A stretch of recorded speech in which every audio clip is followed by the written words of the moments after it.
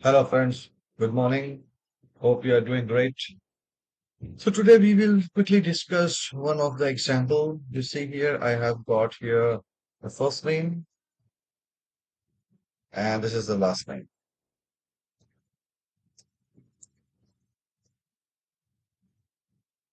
So what we have to do here, this metadata, you see first name and last name is here. The name is Manu Srivastava and the rest you can read it.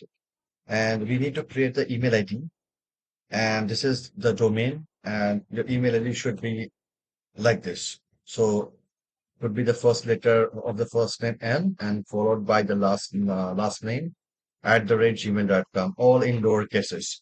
So let's quickly see how we can do it.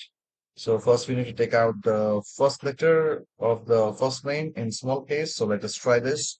So equals to, we'll use the function from text arrays left statement, take the text, close the bracket, and we get the first one. Now let us convert this into the lowercase and close the bracket. And you see we have this one now. Now let us join this using the ampersand function of the test arrays and make it as take the lower function, take the value, close the bracket. Now you see we have Amsterdam. Now we shall quickly add the domain here. So we can again use the ampersand function. We'll add the at the rate because we need it.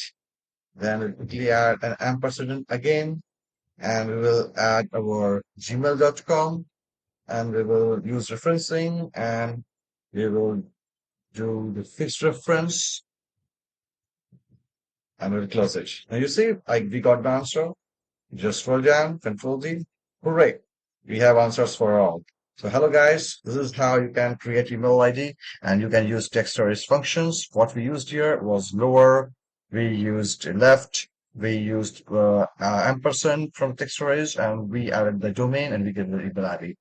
So please stay with me, subscribe my channel and let's have fun and enjoy and learn Excel and explore more and deep dive into the data science world.